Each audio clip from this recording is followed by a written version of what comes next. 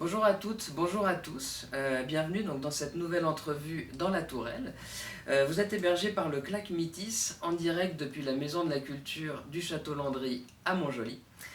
Aujourd'hui, j'ai le plaisir de recevoir une conteuse pour qui raconter, c'est aussi une manière de s'engager en faveur des plus démunis, des personnes marginalisées, des personnes en situation de dépendance.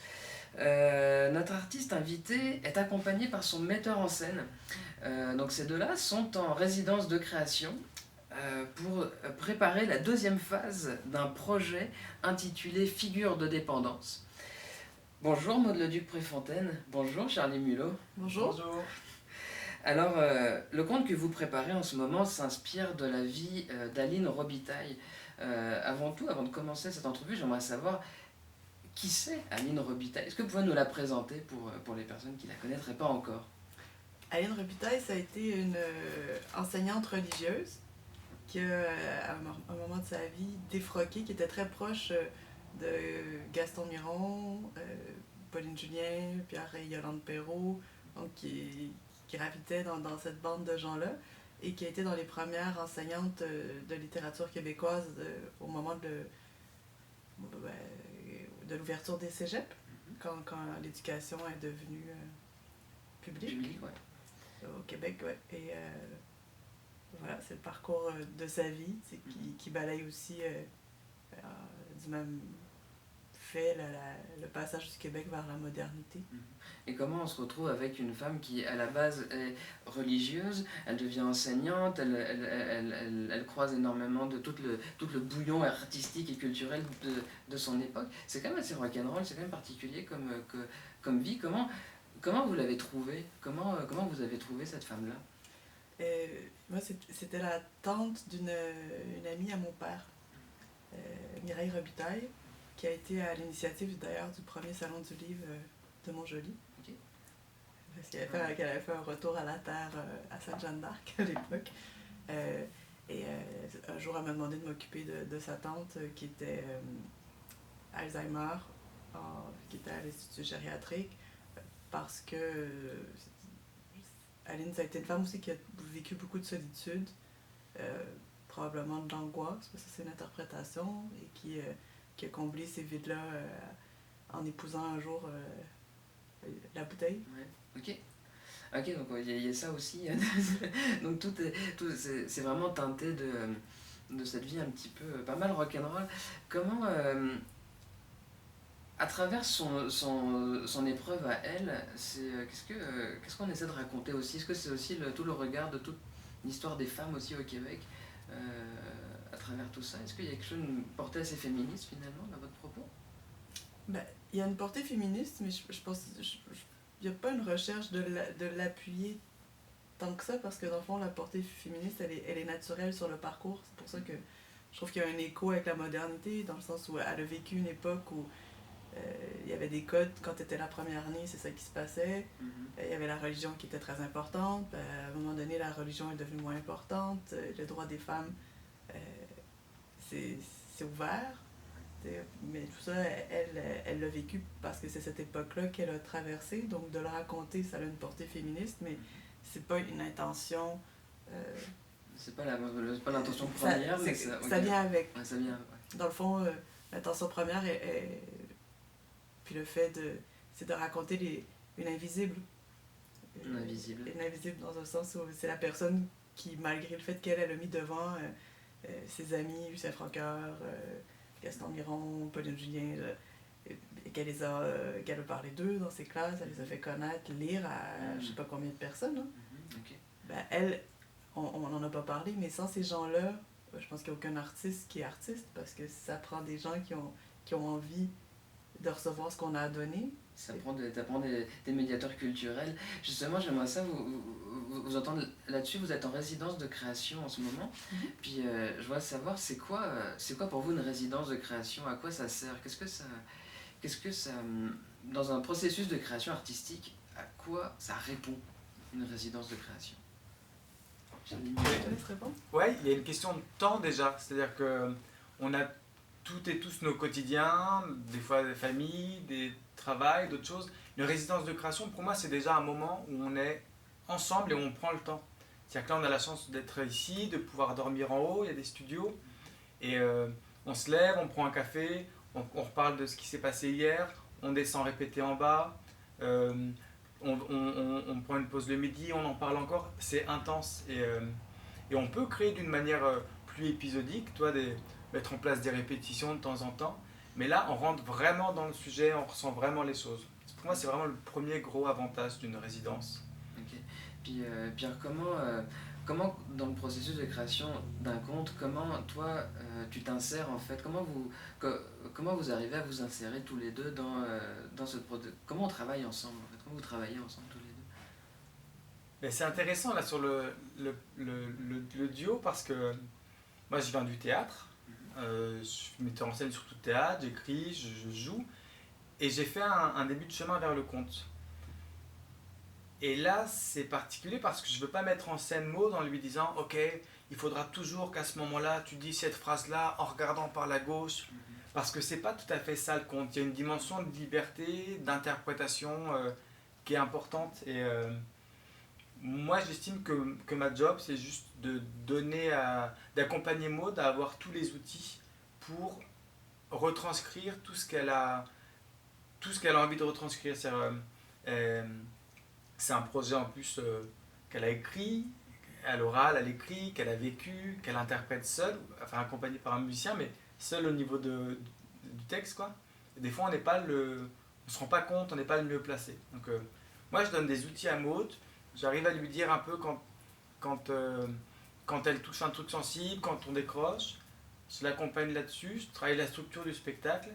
Mais après, il faut qu'elle ait... je sais pas comment qu'est-ce qu'on va dire, mais il faut qu'elle ait tout cet espace de liberté pour être dans le moment présent avec les spectateurs, avec son camarade musicien qui s'appelle Robin Servant. Servant. C'est ça. Ok. Puis toi tu viens du théâtre populaire. Est-ce que tu pourrais nous en dire deux mots de ça? Qu'est-ce que c'est? Ouais, moi je viens vraiment de ce qu'on appelle en France, c'est un peu présent ici, mais moi, ce qu'on appelle l'éducation populaire, c'est-à-dire des mouvements de pédagogie nouvelle, où notamment on pense que l'art peut être un outil pour accompagner dans la réinsertion sociale. On pense que dans un groupe, les enfants ont du pouvoir et peuvent être autonomes. Enfin, là, je viens vraiment de cette école-là, de dire que d'avoir envie de mélanger l'art et le social aussi. Okay. Est-ce que ça répond aussi à ton métier d'infirmière et puis d'aidante, de naturelle aidante aussi? C'est vraiment un bon match tous les deux, j'ai l'impression. Est-ce que tu pourrais est-ce que tu pourrais nous en parler aussi de cette relation que tu as avec ton métier, puis comment celui-ci t'inspire dans ton travail de conteuse? Si c'est le cas. Oui, mais ça m'inspire beaucoup parce que, comme je disais, pour moi, c'est une façon d'être dans le quotidien avec des gens, d'être témoin d'événements, d'émotions.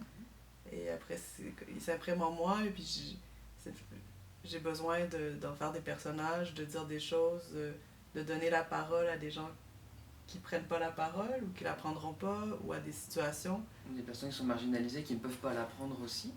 C'est une manière aussi de leur rendre un petit peu la parole qu'ils ne peuvent pas avoir dans l'espace médiatique public. Oui, c'est ça, d'aller leur donner une parole et de contribuer au fait qu'on les voit autrement. Okay. D'agir au niveau de la stigmatisation, auquel, en les accompagnant, je suis aussi confrontée avec eux à ces situations-là. Quand même assez régulièrement. Ça nourrit beaucoup le côté conteuse en moi, puis le thème peut-être de la justice ou l'injustice qui est vécue ou qui va revenir. Puis après, on se retrouve là, par rapport dans le fond, au théâtre populaire ou à l'éducation populaire. Et puis on a la chance c'est fluide le travail ensemble sur l'idée de conteuse où c'est j'écris beaucoup, mais presque mes contes sont beaucoup écrits à l'oral. Donc c'est aussi c'est écrit à l'oral. Oui, c'est ça, je les écris en les faisant dans le fond. C'est là que ça s'écrit, puis après il y a des phrases qui se sont imprimées au fur et à mesure. Et là, ce qui est intéressant, tu sais, la première phase qu'on avait fait ici en 2019 avec Robin, il y avait une petite partie qui était écrite. Et là, l'écriture s'est prolongée. Il y a des scènes qui se sont ancrées. Et là c'est l'étape où il va y avoir un début, il va y avoir un déroulement, puis il va y avoir une fin. Ok. Donc on est vraiment dans la phase de gestation finalement du conte en ce moment. En quoi est-ce que c'est du conte qu'on pourrait appeler militant d'une certaine manière? Est-ce que le conte peut avoir cette possibilité-là dans la société en fait de devenir militant de... Est-ce qu'on peut appeler ça comme ça? Ben, on pourrait, je pense que ça pourrait être ce mot-là. Je ne sais pas si c'est lui qu'il faut mettre ou une revendication, ou là ce qu'on a mis, on parlait de réinvention sociale, donc que le conte contribue à réinventer le regard qu'on porte sur des gens ou sur une situation. Okay, donc on est vraiment loin de la chasse-galerie là. Vraiment. Ouais. Après, encore que, tu sais, je pense quand même que le conte, c'est forcément un truc qui s'ancre dans un mouvement un peu militant. Tu vois, le conte, c'est pas lucratif, il y a peu de personnes qui en vivent, c'est un truc qui se perd et en même temps qui est tellement connecté avec l'essence de l'humanité. Se raconter des histoires, je pense que c'est toujours un truc assez militant. Et il y a un truc particulier avec le conte, moi qui me touche, c'est que les gens que j'ai rencontrés au Québec, ils comptent avec ce qu'ils sont.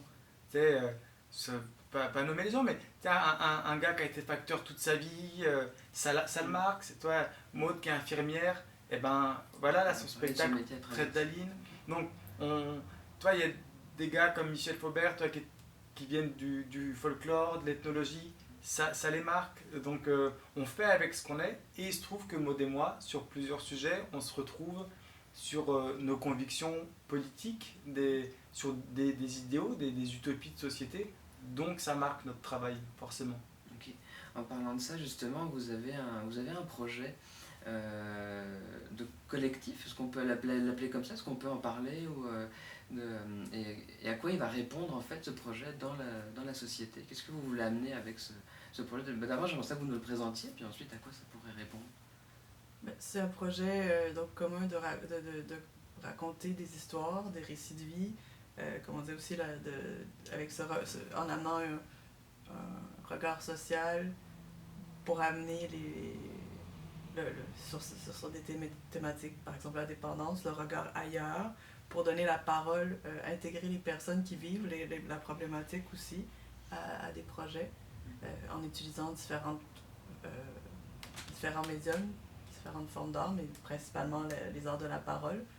Donc là, dans le contexte, on va centrer un peu les premiers projets autour des balades, de la création de balados, pour que ça puisse être accessible. Ok.